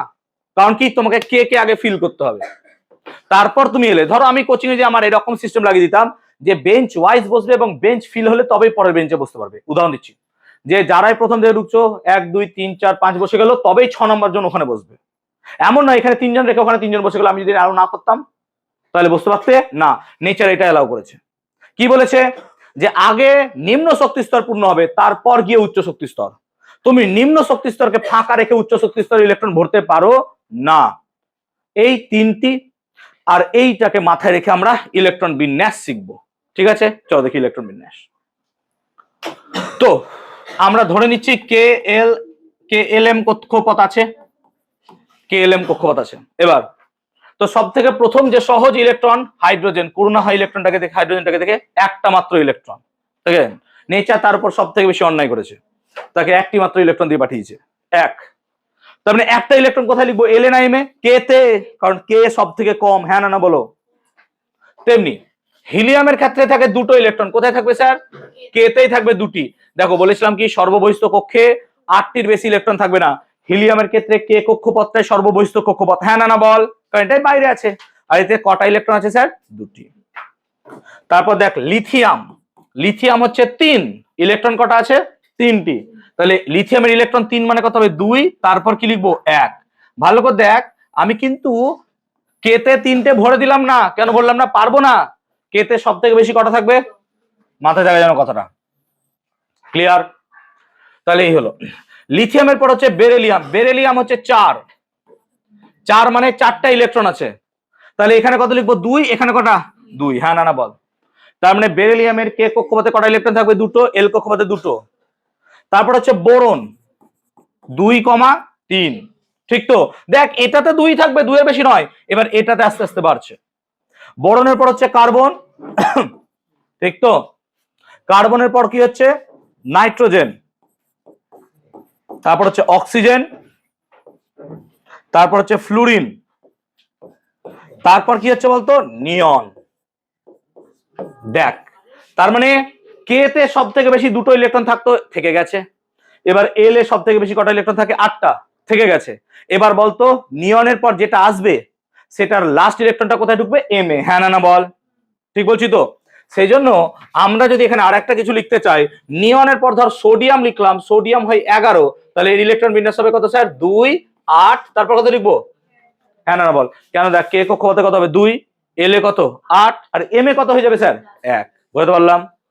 তেমনি ধর যদি 12 থাকে ম্যাগনেসিয়াম, কত হবে স্যার? 2 8 2। অ্যালুমিনিয়াম 13, কত হবে স্যার? 2 8 3। তারপর হচ্ছে সিলিকন, কত হবে স্যার? 2 8 4। ফসফরাস 15, কত হবে? 2 8 5। সালফার 16, কত হবে? 2 8 6। বুঝতে পারছিস ব্যাপারটা? দেখ 2 আর 8 ফিক্সড, এক্সট্রা ইলেকট্রন গুলো বাইরের কক্ষপথে ঢুকছে। বুঝতে পারছিস? সালফারের পর হচ্ছে ক্লোরিন 17, কত হবে? 2 8 7। ক্লোরিনের পর কি হচ্ছে বল? আর্গন, কত হবে স্যার? 18, 2 8 8। এবার বল আর্গনের পর যেটা আসবে, প্লিজ এদিকে ধ্যান দেবে একটু। আর্গনের পর যেটা আসবে স্যার পটাশিয়াম, পটাশিয়াম কত স্যার? 19, 19 মানে হবে 2 8 নয়। সুন্দর। কেন নয় স্যার? কারণ দেখুন এম কক্ষপথে কিন্তু 18টা ইলেকট্রন আমি দিতে পারবো, সেই জন্য আমি কিন্তু এম এ 9টা বসবে, কিন্তু তুমি রুল নাম্বার 1 কে ভায়োলেট করে দিচ্ছ। রুল নাম্বার 1 বলছে সর্বশেষ কক্ষে কটা ইলেকট্রন থাকবে? 8টা। কোন সাহসে তুমি 9টা রেখেছো? কোন সাহসে 9টা রেখেছো? হবে না, ভুল। তাহলে সর্বশেষ কক্ষে 8টার বেশি ইলেকট্রন থাকবে না, তুমি 9টা ভরলা কি করে? তাহলে স্যার আপনি যে বললেন এম এ 18টা থাকতে পারবে, এম এ 18টা থাকতে পারবে, থাকতে পারবে, কিন্তু আমি তো এখানে জোর গলায় বলছি যে 8টার বেশি ইলেকট্রন দেওয়াই যাবে না। তার মানে এই দুটো রুলকে মেলালে এখানে 9টা ইলেকট্রন বসবেই না। কত বসবে স্যার? 8 1। হ্যাঁ না বল, দেখ তবে ম্যাচ করবে, নাহলে হবে না। তেমনি ক্যালসিয়াম 20, কত হবে স্যার? 2 8 8 2। এইভাবে চলতে থাকবে। আমাদের সিলেবাসে ক্যালসিয়াম পর্যন্তই আছে, কিন্তু তোদের বইয়ে দেখ ক্যালসিয়াম পর্যন্ত দেওয়া নাই। আমার নোটসে দেখ 40 জার্কোনিয়াম আছে তো নাকি? জার্কোনিয়াম পর্যন্ত দেওয়া আছে দেখ। সো আমি জার্কোনিয়াম 40 পর্যন্ত দিয়ে রেখেছি। দেখ তোরা যারা পারবি অ্যাডভান্স 40 জার্কোনিয়াম পর্যন্ত পড়বি, আদারওয়াইজ তোরা কিন্তু ক্যালসিয়াম পর্যন্ত পড়বি। ক্লিয়ার হলো? যারা পারবে জিরকোনিয়াম বলো, এই তো ক্যালসিয়াম পর্যন্ত পড়বে এত পর্যন্ত। তো যারা পুরোটা পারবে ওটা বুঝিয়ে দেবো, তারা শেষে জিজ্ঞেস করিস। 2 তাহলে ক্যালসিয়াম পর্যন্ত জিজ্ঞেস করবে, ক্যালসিয়াম পর্যন্ত পড়বে, যারা পারবে জিরকোনিয়াম পর্যন্ত পড়বে। ক্লিয়ার? তাহলে ইলেকট্রন বিন্যাস বুঝলাম, ইলেকট্রন বন্টন বুঝতে পারলি? ওই মেয়েরা বুঝতে পেরেছিস? কোনো সমস্যা আছে বলতে পারিস? Any doubt? চল, পরমাণু ক্রমাঙ্ক কাকে বলে? এইটে পড়েছো। প্রোটন সংখ্যাকে কি বলা হয়? পরমাণু ক্রমাঙ্ক। তাহলে কোন মৌলের প্রোটন সংখ্যাকে বলা হয় তার পরমাণু ক্রমাঙ্ক। পরমাণুর নিউক্লিয়াসে যতগুলো নিউট্রন থাকে সেটা হচ্ছে তার নিউট্রন সংখ্যা, আর প্রোটন সংখ্যা নিউট্রন সংখ্যার যোগফলকে কি বলা হয়? ভর সংখ্যা। তার মানে আমরা এখানে লিখতে পারি ভর সংখ্যা সমান হবে স্যার প্রোটন সংখ্যা প্লাস কি হবে? নিউট্রন সংখ্যা। এইটা মাথায় রাখবো আমরা। ভর সংখ্যা সমান হবে প্রোটন সংখ্যা প্লাস কি হবে স্যার? নিউট্রন সংখ্যা। এটা মাথায় রাখবো। এখন কোন একটা পরমাণুতে প্রোটন সংখ্যা যতটা হয় ইলেকট্রন সংখ্যাও ততটাই হয়। আর আমরা জানি প্রোটন আর ইলেকট্রনের আধানের মান সমান, কিন্তু বিপরীত। যেমন প্রোটনের আধান হয় +1.602 × 10⁻⁻19 কুলম্ব, আর ইলেকট্রনের আধান হয় -1.602 × 10⁻⁻19 কুলম্ব। দুটোকে যদি যোগ করো 0 হয়ে যাবে। সেই জন্য পরমাণু কি হয়? নিস্তড়িত। কারণ পরমাণুর যতগুলো প্রোটন থাকে ততগুলো ইলেকট্রন থাকে, আর প্রোটন সংখ্যা ইলেকট্রন সংখ্যার মান কি হয়? সমান। আর প্রোটনের আধান ইলেকট্রনের আধানের মান কি? সমান এবং বিপরীত। সেই জন্য পরমাণু নিস্তড়িত হয়। একটা পরমাণুকে কিভাবে লেখা যায়? না, তো একটা পরমাণুকে লিখতে গেলে আমাদেরকে চিহ্নের মারফত লিখতে হয়। যেমন ধরো আমি কোনো জায়গায় সোডিয়াম লিখবো, সোডিয়ামের অ্যাকচুয়াল নাম হচ্ছে ন্যাট্রিয়াম, ওই ন্যাট্রিয়াম থেকে এনে এসছে। এখন সোডিয়ামের প্রোটন সংখ্যা কত স্যার? 11। এটাকে বাঁ দিকে নিচে লিখতে হয়। সো এই বাঁ দিকে নিচে যেটা লিখবো সেটা হচ্ছে পরমাণু ক্রমাঙ্ক বা প্রোটন সংখ্যা। তাহলে এই বাঁ দিকে নিচে যেটা লিখবো সেটা হচ্ছে পরমাণু ক্রমাঙ্ক বা প্রোটন সংখ্যা, আর ওপরে লিখবো এটা হচ্ছে ভর সংখ্যা। তাহলে এটা হবে আমাদের ভর সংখ্যা। এইভাবে লিখবো। তাহলে এইভাবে লিখবে। অনেক বইয়ে তোমাদের এইভাবেও লিখতে পারে, ভালো করে দেখবা 11Na23 এইভাবেও লেখে, কোনো ব্যাপার নাই। এইটাকে এদিকে লেখা যাবে না। তো আমি এইটাকে লিখতে পছন্দ করি, কারণ কি একদিকে সমস্যা হয়, দুদিকে থাকলে বেটার হবে, দেখতে ভালো লাগে। তো 11Na23, আর এইটা হচ্ছে কি? চিহ্ন নাকি রে? এইভাবে লিখতে পারবো আমরা চিহ্ন, এইভাবে লিখতে পারবো চিহ্ন। যেমন ধর আমি তোকে বললাম এক্স একটি মৌল, এক্স একটি মৌল যার প্রোটন সংখ্যা হচ্ছে 92টা আর নিউট্রন সংখ্যা হচ্ছে 146টা। এর পরমাণুটি কি রকম হবে দেখতে? তাহলে এক্স যদি হয় তাহলে এক্স লিখবো আগে, আর বাঁ দিকের নিচে লিখবো 92, আর ডান দিকের উপরে লিখবো এই দুটো যোগ নাকি রে? হ্যাঁ না বল? ভর সংখ্যা। তাহলে কত হয়ে যাবে? 238। বুঝতে পারলাম ব্যাপারটা? তাহলে এইভাবে আমরা একটা পরমাণুকে লিখতে পারবো। এই যে একটা পরমাণুকে চিহ্ন, ভর সংখ্যা, প্রোটন সংখ্যা দিয়ে লেখা, এই পুরোটাকে একত্রে বলা হয় নিউক্লাইড। কি বলা হয়? নিউক্লাইড। তাহলে নির্দিষ্ট প্রোটন সংখ্যা ও ভর সংখ্যা বিশিষ্ট পরমাণুকে আমরা বলবো নিউক্লাইড। তাহলে এটা একটা নিউক্লাইড। তোমাকে ধরো আমি কোনো জায়গায় লিখে দিলাম কে, এটা নিউক্লাইড নয়, এটা পটাশিয়ামের চিহ্ন, ইটস নট নিউক্লাইড। নিউক্লাইড হতে গেলে কি হবে স্যার? প্রোটন সংখ্যা 19, ভর সংখ্যা 39, তবেই কি হবে? নিউক্লাইড। বুঝতে পারলাম ব্যাপারটা? ক্লিয়ার হয়েছে? এইটা নিউক্লাইড। কিন্তু শুধু কে থাকলে পরে সেটা নিউক্লাইড হতো না, সেটা কি হয়ে যেত? ভর সংখ্যা এই চিহ্ন। ক্লিয়ার হয়েছে ব্যাপারটা? আমি কি বোঝাতে পেরেছি সবাইকে? ক্লিয়ার হয়েছে? এত দূর সমস্যা কোনো আছে কিছু বলতে পারো আমাকে? Any doubt? চলো, আইসোটোপ ক্লাস 8 মনে করে দেখো। আইসোটোপ কাকে বলে? যে সমস্ত পরমাণুর প্রোটন সংখ্যা একই, ভর সংখ্যা আলাদা, তাদেরকে কি বলা হয়? আইসোটোপ। তাহলে যাদের প্রোটন, শুনতে পাচ্ছ বাবা, বুঝতে পারছো তো? যে সমস্ত পরমাণুর প্রোটন সংখ্যা একই, ভর সংখ্যা কি হচ্ছে আলাদা, তাদেরকে কি বলছি আমি? আইসোটোপ। যেমন একটা উদাহরণ দিতে পারি, হাইড্রোজেনের 3টি আইসোটোপ আছে।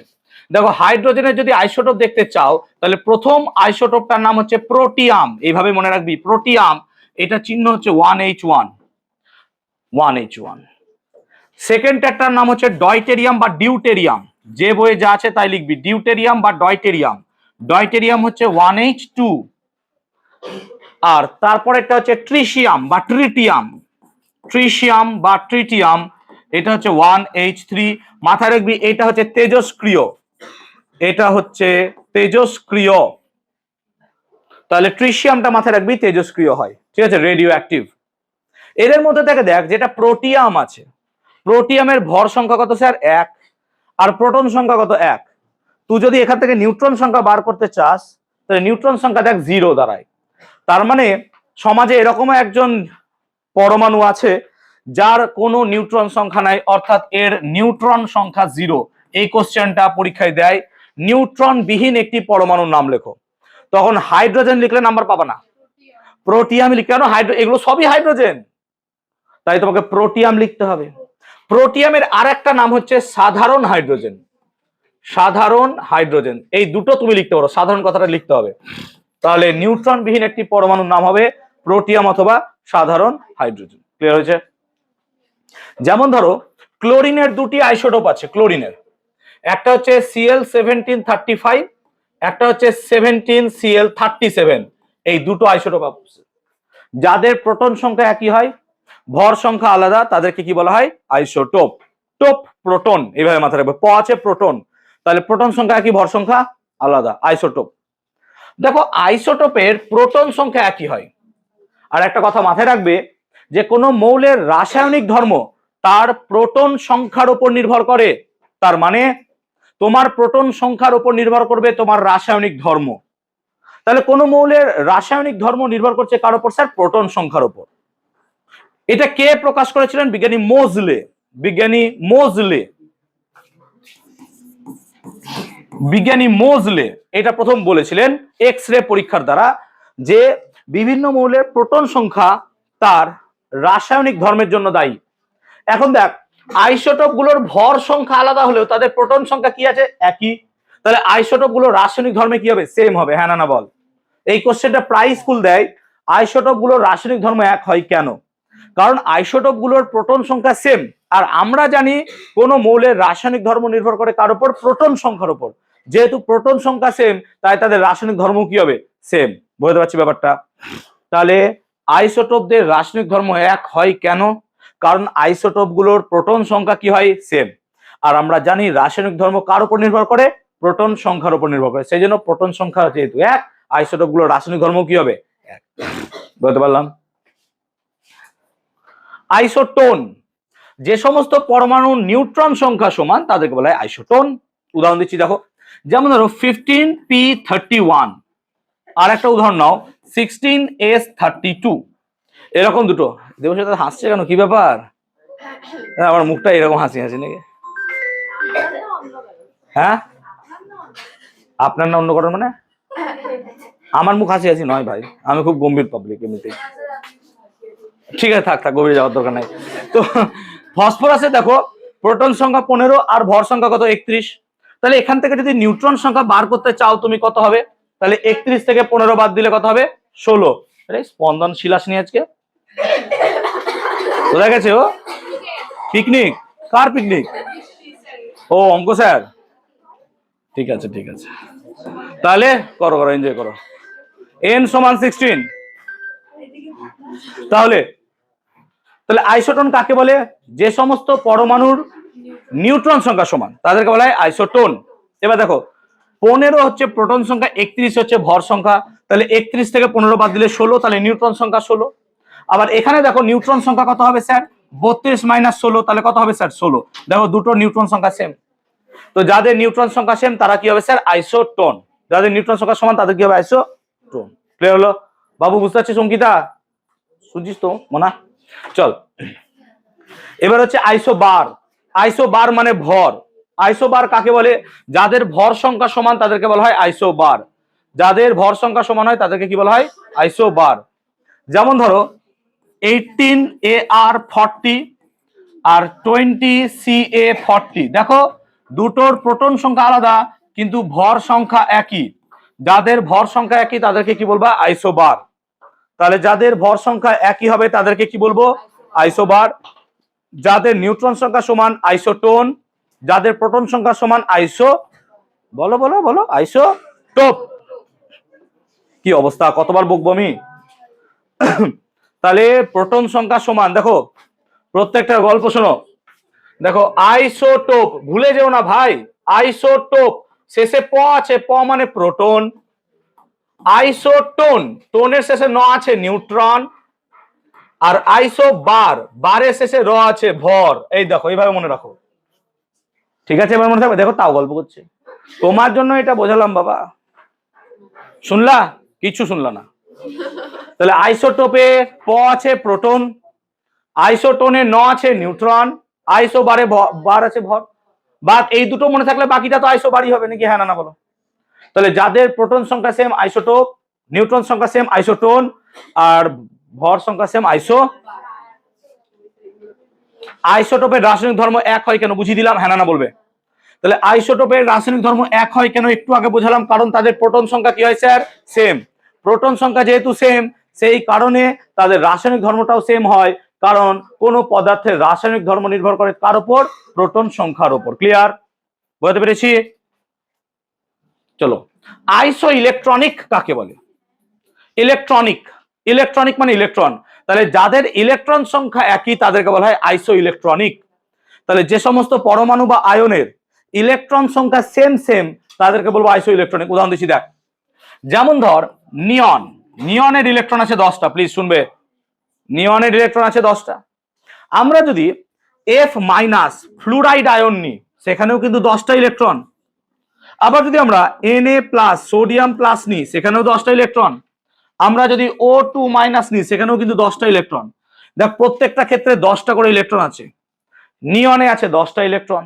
F- স্যার কি করে জানলেন নিয়নে 10টা ইলেকট্রন? তার জন্য পড়াশোনা করতে হয়, যেটা তোরা করিস না। এদিকে দেখ, হ্যাঁ নিয়ন 10, দেখ 10টা প্রোটন, 10টা প্রোটন মানে 10টা ইলেকট্রন, তাই না?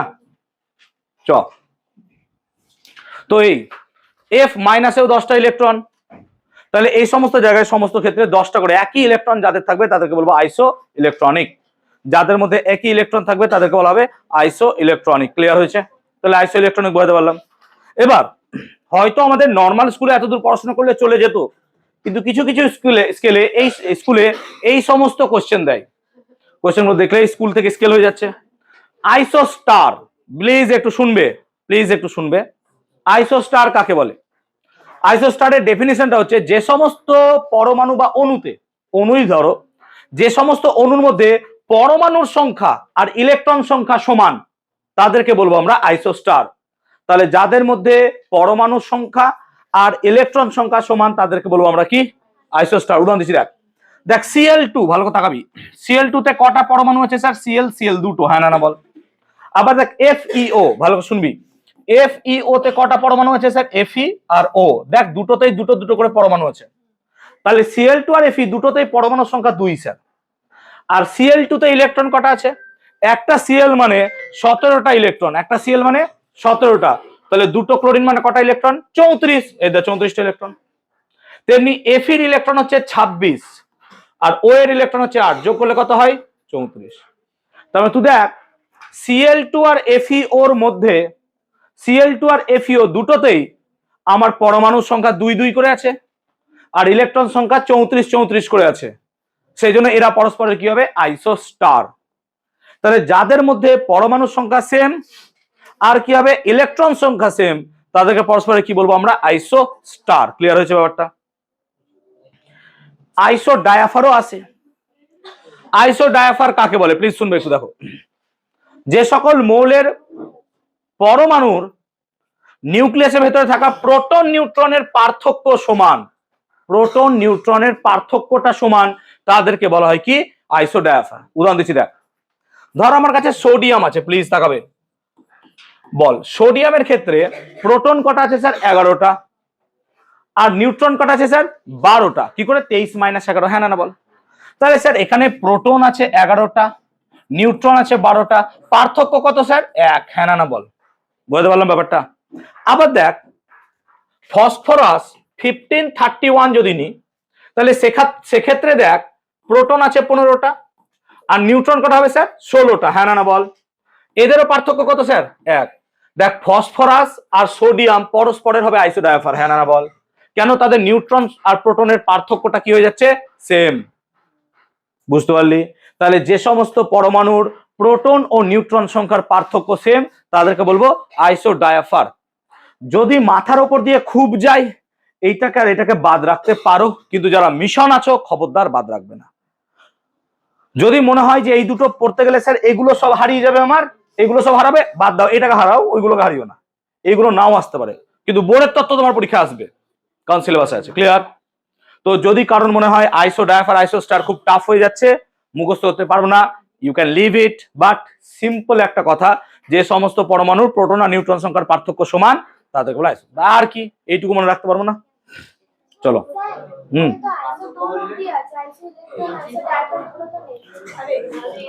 এই জন্য তুমি কার কাছে পড়ছো বলো তো?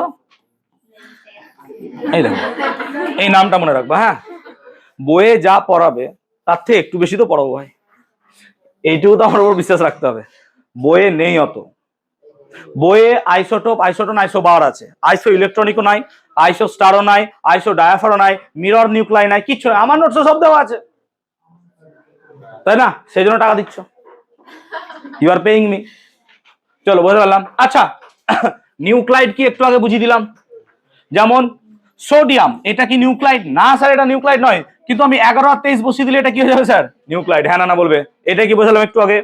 নির্দিষ্ট প্রোটন সংখ্যা ও ভর সংখ্যা বিশিষ্ট পরমাণুকে আমরা কি বলি নিউক্লাইড। ক্লিয়ার হয়েছে? একটু আগে বুঝলাম নির্দিষ্ট প্রোটন ও নির্দিষ্ট ভর সংখ্যা বিশিষ্ট পরমাণুকে আমরা কি বলছি নিউক্লাইড। ক্লিয়ার? চলো, আয়নন শক্তি কাকে বলে আগে আগে বোঝো। আয়নন, তোমরা তো ইংলিশে বেশি পাকা। আয়নাইজেশন, আয়নাইজেশন মানে তোমাকে করতে হবে কি আয়নাইজ, আয়নাইজ করতে হবে মানে তোমাকে আয়ন তৈরি করতে হবে, ঠিক তো? আয়ন কাকে বলে স্যার? কোন একটা পরমাণু যদি ইলেকট্রন বর্জন করে তাহলে সেটা ধনাত্মক ক্যাটায়নে পরিণত হয়, হ্যাঁ না বলো। এইটা পড়েছো তো, মনে পড়ছে তো? আর ইলেকট্রন গ্রহণ করলে ঋণাত্মক অ্যানায়নে পরিণত হয়। অর্থাৎ তড়িৎগ্রস্ত পরমাণু বা মূলককে কি বলা হয় আয়ন। তড়িৎগ্রস্ত পরমাণু বা মূলককে কি বলা হয় আয়ন। আয়ন দু প্রকারের হয়, একটা ধনাত্মক সেটার নাম হচ্ছে ক্যাটায়ন, আর একটা হচ্ছে ঋণাত্মক তার নাম হচ্ছে। তাহলে তড়িৎগ্রস্ত পরমাণু বা মূলককে কি বলা হয় আয়ন। আয়ন দু প্রকারের, ক্যাটায়ন অথবা অ্যানায়ন। এখন ধরো আমার কাছে কোনো একটা পরমাণু আছে, প্লিজ শুনবে, আমার কাছে কোনো একটা পরমাণু আছে, এই পরমাণুর ভিতরে কোনো এক জায়গায় বসে আছে নিউক্লিয়াস, আর একটা ইলেকট্রন ঘুরে বেড়াচ্ছে। বলো এই নিউক্লিয়াস কি ইলেকট্রনকে টেনে বসে আছে, হ্যাঁ না বলবে। কিসের বল দ্বারা? কুলম্বীয় বল দ্বারা। কেন? এ বেটা প্লাস আর এ বেটা মাইনাস, তাহলে এটা কুলম্বীয় বল দ্বারা টেনে বসে আছে। আর বোরের তত্ত্বানুসারে এই ইলেকট্রনের একটা শক্তি আছে, হ্যাঁ না বলো। এই ইলেকট্রনের একটা শক্তি আছে। এবার ইলেকট্রনের তো একটা শক্তি আছে, এই ইলেকট্রনটাকে যদি বার করে আনতে চাও নিউক্লিয়াস তোমাকে দেবে, বসে আছে বার করে আনার জন্য? কোনোদিনই নয়, কোনোদিনই না। তাহলে নিউক্লিয়াস ইলেকট্রনটাকে বার করে আনতে দেবে না, তাই না? তাহলে তোমাকে কি করতে হবে? তার থেকে বেশি শক্তি দিতে হবে। উদাহরণ দিচ্ছি, যেমন ধরো এরা দুজন বন্ধু, খুব ভালো বন্ধু, ঠিক আছে কথা মানে বলছি, এরা দুজন বন্ধু খুব ভালো বন্ধু, এদের মধ্যে একটা আকর্ষণ বল আছে, অবভিয়াসলি বন্ধুদের মধ্যে যেটা থাকে, হেভি আকর্ষণ বল, বন্ধুর মধ্যে আকর্ষণ বল আছে। তাহলে তুমি যদি এখান থেকে বার করে আনতে চাও পারবে না, কারণ এ তো আকর্ষণ অনেক বেশি। এবার তুমি থার্ড পার্সন এখানে ওয়াচ করছো যে এদেরকে কি করে বার করা যায়, তখন তোমাকে সামহাও একে শক্তি অনেকটা বেশি দিতে হবে, বা এ যতটা ভালোবাসে ততটা ভালোবাসা তোমাকে দেখাতে হবে, তবেই তো ওকে তুমি বার করে আনতে পারবা, তাই না? এইটাও সেম, নিউক্লিয়াস ইলেকট্রনকে খুব ভালোবাসে, ও ছাড়বে না, কিন্তু আমি বাইরে থেকে সেই ভালোবাসা ওকে দিয়ে দেবো, লে তাহলে ও বেরিয়ে যাবে। ক্লিয়ার হলো? এটা হচ্ছে আয়নাইজেশন শক্তি। তাই তোর কপাল খারাপ, তো অতটা ভালোবাসতে পারিসনি। চল দেখ এদিকে দেখা, ব্যাপারটা হচ্ছে কি, তাহলে কোন একটা নিউক্লিয়াস ইলেকট্রনকে একটা শক্তি দিয়ে বেঁধে রেখেছে, হ্যাঁ না বলবে। এবার তাকাবে, এই ইলেকট্রনটা কি এমনি এমনি বেরিয়ে যাবে না স্যার, ওকে শক্তি দিতে হবে। এবার বাইরে থেকে ন্যূনতম, প্লিজ শুনবে, বাইরে থেকে ন্যূনতম যে পরিমাণ শক্তি দিলে ইলেকট্রনটা এখান থেকে বেরিয়ে যাবে, ইলেকট্রনটা বেরিয়ে গেলে এ কি ক্যাটায়নে পরিণত হবে, হ্যাঁ স্যার। তাহলে কোন একটা পরমাণুকে ন্যূনতম যে পরিমাণ শক্তি দিলে সেটি সেই তার বহিস্থ কক্ষপথের ইলেকট্রনটা বেরিয়ে যায় এবং পরমাণুটি এক একক ধনাত্মক আধানযুক্ত ক্যাটায়নে পরিণত হয়, সেই ন্যূনতম শক্তিকে বলা হবে কি আয়নন শক্তি। মানে একে বার করে আনতে মিনিমাম যতটুকু এনার্জি দরকার সেই এনার্জিটা দিলে পরে ওটা হয়ে যাবে। যেমন কেউ কেউ কি 1-2 টাকার চকলেট দিলে বেরিয়ে চলে এলো, হ্যাঁ ঠিক আছে তুই তো চকলেট দিলি, চল আমি তোর সাথেই আছি এখন, তাদের এনার্জি খুব লো। আবার এমনও আছে যে তাকে যে ইনস্ট্যান্টলি 20,000 টাকা দেওয়া হয়, আমার বন্ধুর সাথে আমি দেখা কোনোদিন করতে পারবো না, আমার বন্ধু সেটা, সে 20,000 টাকা দিলেও ছেড়ে দেবে। সো তোমার বন্ধুর চয়েস শুড বি গুড, ওকে। তো বেসিক্যালি তাহলে একটা নিউক্লিয়াস আর ইলেকট্রনের মধ্যে ওই ইলেকট্রনটাকে বার করে আনতে ন্যূনতম যে শক্তি দিতে হবে, তাই না, সেই শক্তির পরিমাণটা কে বলবো আমরা আয়নন শক্তি। আয়নন শক্তি মানে আয়োনাইজ করতে যে শক্তি লাগছে, ইয়েস অর নো, তাই না, আয়োনাইজ। ধরো আমি এখানে যা পড়াচ্ছি, কোনো একটা স্যার যদি আমার থেকে এখানে ভালো পড়ায় তাহলে অবভিয়াসলি তুমি তার কাছে যাবে ন্যাচারালি, কারণ কি সে আমার থেকে ভালো পড়াচ্ছে বলে। আবার এরকম হতে পারে এখানে কোনো এক স্যার পড়ায়, তার থেকে যদি আমি ভালো পড়াই তাহলে তুমি আমার কাছে আসবে, ন্যাচারাল। তাহলে এখানেও তাই, পুরো ফ্যাক্টটাই হচ্ছে এনার্জি। এনার্জি এনার্জি পৃথিবীতে সব থেকে বেশি ক্রাইসিস, এনার্জি দরকার। তাহলে কোন একটি পরমাণুর সর্ববহিস্থ কক্ষপথে আলগাভাবে আবদ্ধ একটি ইলেকট্রনকে বাইরে বের করে এনে এক একক ধনাত্মক আধানযুক্ত ক্যাটায়নে পরিণত করতে যে ন্যূনতম শক্তির দরকার তাকে বলবো আমরা কি আয়োনাইজেশন শক্তি বা আয়নন শক্তি। আয়োনাইজ করতে যে এনার্জি দরকার তাকে কি বলছি আমরা আয়োনাইজেশন শক্তি, তাই না, বুঝতে পারলা রিতম ঘোষ।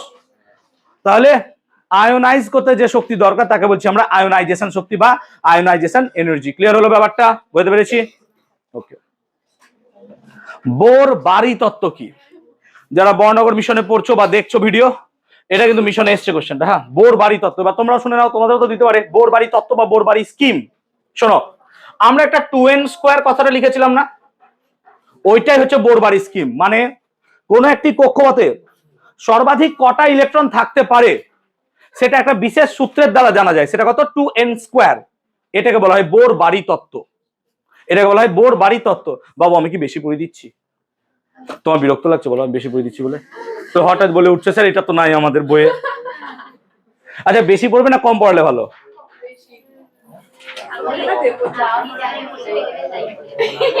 চলো তাহলে বোর বাড়ি স্কিম প্লিজ দেখো। হয়তো 2-1টা জিনিস আমি এক্সট্রা পড়াই কেন বলো তো? সত্যি কথা বলতে গেলে তোমাদের মধ্যে থেকে কেউ তো আছে যে সায়েন্স নেবে ভবিষ্যতে, আমি মানছি যে তার সংখ্যা হয়তো অনেক কম, তা হলেও অ্যাজ এ টিচার আমার এগুলো জানানো উচিত তোমাকে। আমি আহামরি বিশাল কঠিন কিছু পড়াচ্ছি না, তোমাদেরকে এসপিডিএফ পড়ালে বুঝতে পারতে যে জিনিসটা কি পড়াচ্ছি না আমি। এসপিডিএফ অনেক জটিল, সেজন্য আমি এসপিডিএফ পড়াই না, কিন্তু কিছু কিছু জিনিস তো পড়তে হবে। এবার তুমি যদি বলো আইসো ডায়াফার না জানি, ধরো কোনো একটা টেস্ট পেপার করতে গিয়ে বা পারুল টার্গেট করতে গেলে কোশ্চেনটা পেলে, তখন তোমার মনে কি হবে, এ বাবা স্যার তো আমার এটা করালো না, এইটাই তোমার নেগেটিভ চিন্তা ভাবনা আসবে। আর আমি যদি আগে থেকে করিয়ে রাখি তাহলে সুবিধা আসতে। ভাই ক্রিকেট খেলতে যাবে, প্যাড পরবে না, হাতে কিছু গ্লাভস পরবে না, ক্রিকেট বল যদি ফেস করতে যাও তাহলে তোমার হাত পা ভাঙবেই। যখন তুমি ক্রিকেট পিচে নামবে you have to be well equipped, যে প্যাড থাকবে, হাতে গ্লাভস থাকবে, সব থাকবে। এবার তুই বল দে না, হয়তো বলটা ছেড়ে দেবো না হয় মারবো, জখম তো হবো না রে ভাই, ক্ষতিগ্রস্ত তো হবো না। এবার কোশ্চেন দেখে প্রথমে বুকে হাত চলে এলো তো মুশকিল, বাস তারপর বাড়ি ফিরবো কিনা সেটা নিয়ে চিন্তা। দেখা যাবে প্রশ্ন দিয়েছে এমন প্রশ্ন 5 জনকে স্ট্রেচারে নিয়ে যেতে হচ্ছে, আমাকে ডাকছে এখান থেকে, স্যার একটু আসুন না দরকার আছে। এর থেকে ভালো কি ভালো করে পড়ে যায় ভাই, ইকুইপড হয়ে যায়। ক্লিয়ার? প্রথম প্রশ্ন যদি এটা দিয়ে দেয় বোর বাড়ি তত্ত্ব, যদি না পড়ায় স্যার এটা কি জীবনে তো শুনিনি কি জিনিস, ওটা শুনতে গিয়ে বাকি প্রশ্ন গেল। তাহলে কোন একটি কক্ষপথে সর্বাধিক কটা ইলেকট্রন থাকতে পারে সেটা ডিপেন্ড করছে কার উপর, 2n স্কয়ারের উপর। এটাকে বলছি আমরা কি, বোর বাড়ি তত্ত্ব। যেমন কে কক্ষপথে কটা ইলেকট্রন থাকতে পারে সমানসি, কে কক্ষপথে কটা ইলেকট্রন থাকতে পারে, দেখলা কি করে দিল।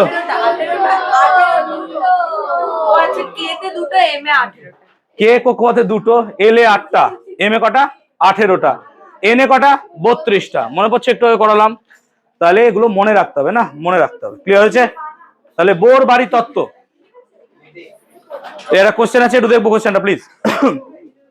এটা আমারই বইয়ের কোশ্চেন, দেখো দেখে অঙ্ক মনে হচ্ছে কিন্তু ফিজিক্স। তাকাও, বলছে এই দুটো পরস্পরের আইসোটোপ হলে এটার মান, সে তো অঙ্কে করেছি ভেঙে চুরে। এবার দেখো ফিজিক্সে, আচ্ছা তুমি বলো এ এক্স বি আর সি এক্স ডি এরা যদি আইসোটোপ হয় তাহলে এ আর সি পরস্পর কি হবে স্যার, সমান। হ্যাঁ না না বল। কেন, আইসোটোপ হলে প্রোটন সংখ্যা কি হয়, সমান। তাকাবে প্লিজ। তার মানে আইসোটোপ বলে এ আর সি এর মানটা সমান হলো। এবার এ আর সি এর মান সমান হলে এবার তুমি লেফট হ্যান্ড সাইড দিয়ে শুরু করো। D square minus B square A square minus C square সমান D square minus B square, তার মানে A square minus A square সমান D square minus B square into 0 সমান কত হয়ে গেল, 0 আর এইচ এস। ঠিক তো? তাহলে এইভাবে আমরা এল এইচ এস থেকে আর এইচ এস প্রুভ করে দিতে পারবো। বুঝতে পারলাম ব্যাপারটা? কার বুঝতে অসুবিধা বলো? তাহলে এখানে আমরা একটা ক্রাইটেরিয়াকে রাখলাম কাজে। ক্রাইটেরিয়াটা কি, আইসোটোপ। আইসোটোপ ছিল বলে তারা পরস্পর এ আর সি পরস্পর কি হয়ে গেল, সমান। নাকি আইসোটোপ হলো বলে প্রোটন সংখ্যাটা সমান হলো, এ আর সি পরস্পর সমান হলো। আইসোটোপ না থাকলে তারা পরস্পর সমান হতো না। ঠিক তো? ঠিক, বুঝতে পারলাম। বুঝেছো বাবা? তুমি বুঝেছো? শানু বুঝেছো? চলো, ওর নাম শানু তো, শানু রাহা, হ্যাঁ রানা, আচ্ছা শানু রানা। চলো, ও স্যার, ও স্যার নাও স্যার।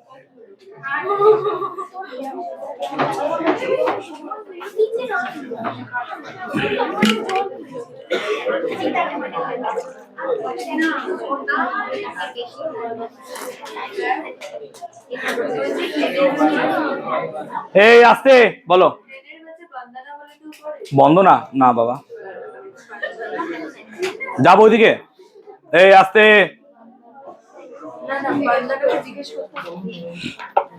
লাস্টের দিক থেকে এটা 9 হলো না কেন? কোনটা? এইটা বলে দেবো দাঁড়া।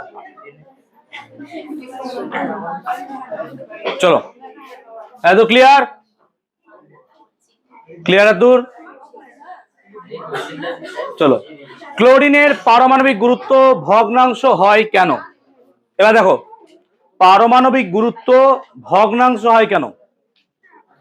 প্রকৃতিতে, চুপ কর ভাই, প্রকৃতিতে ক্লোরিনের দুটি আইসোটোপ উপস্থিত আছে, একটু আগে লিখেছিলাম।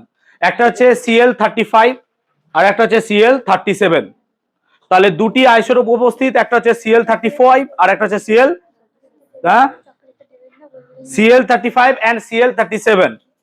এবার Cl35 প্রকৃতিতে প্রায় 75% উপস্থিত আছে আর Cl37 প্রকৃতিতে প্রায় 25% উপস্থিত আছে। তাহলে পরে ক্লোরিন 35 and ক্লোরিন 37 প্রকৃতিতে 75-25 রেশিওতে উপস্থিত। তাই এদের পারমাণবিক গুরুত্বের যখন গড় নেওয়া হয়, অ্যাভারেজ, সেই গড় থেকে প্রাপ্ত মানটি কি হয়ে যায়, ভগ্নাংশ বা ফ্র্যাকশনে চলে আসে। সেই জন্য পারমাণবিক গুরুত্ব ক্লোরিনের কি হয়, ভগ্নাংশ। আই রিপিট, প্রকৃতিতে ক্লোরিনের দুটি আইসোটোপ আছে, একটা Cl35 একটু আগে লিখেছিলাম আর একটা হচ্ছে Cl37।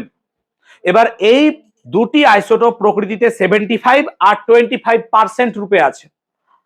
তাই যে কোনো দুটো আইসোটোপের অ্যাভারেজ বা গড় বার করতে গেলে সেই গড় মানটা কি হয়ে যায়, আমাদের ভগ্নাংশ হয়ে যায়। সেই জন্য ক্লোরিনের আইসোটোপ আমাদের কি হয়, ভগ্নাংশে পরিণত হয়। তাহলে ক্লোরিনের পারমাণবিক গুরুত্ব ভগ্নাংশ হয় কেন, it's a very important question. এবার তোমরা বলো, মানে কোয়েশ্চেন দু একজনকে ধরবো, তারা বলবে। ক্লিয়ার? চলো, একজন মাথায় হাত দিতে শুরু করে দিয়েছে, দেখি। চলো, কে বলবে? রিতম ঘোষ, দাঁড়া, বলো কোন কেউ বলবে না, কোন পরমাণু নিউক্লিয়াসে নিউট্রন নেই? এক্ষুনি বুঝিয়ে দিলাম। হ্যাঁ বলো, কি বললাম? এই আস্তে বল। ক্লোরিন বস্তু না। এই তুমি বলো তো। সাধারণ হাইড্রোজেন, ভেরি গুড। তাহলে সাধারণ হাইড্রোজেন বা প্রোটিয়াম এর পরমাণুর নিউক্লিয়াসে কোনো নিউট্রন নেই। একটু আগে কোশ্চেনটা আলোচনা করে দিলাম, ঠিক আছে। সেকেন্ড ধরি একজনকে, তুমি বলো দেবস্মিতার পাশের জন। হ্যাঁ স্যার আমাকে ধরবে জানি, বলো এটা কি উত্তর হবে? হাইড্রোজেনের কোন আইসোটোপটি তেজস্ক্রিয়? লিখে দিলাম বোর্ডে, বলো। কাউকে বলতে হবে না, জিজ্ঞেস করছি, বলো। এই বল। তুই বল, বসে বল, বসে বল, বসে বল। ও দাঁড়ালেও বসে আছে, তুই বসলেও দাঁড়িয়ে আছিস। বস, পড়া দেখ। এই কি হবে বল। দেবপ্রিয় কি হবে? টর্টিয়াম নয়, ট্রিশিয়াম বা ট্রিটিয়াম। তাহলে ট্রিশিয়াম বা ট্রিটিয়াম, ঠিক আছে, হাইড্রোজেনের আইসোটোপ যেটার তেজস্ক্রিয়। ভেরি গুড, ট্রিশিয়াম বা ট্রিটিয়াম, তাই তো। আর দেখি কিছু দেওয়া আছে না, চ্যাপ্টার তাহলে শেষ।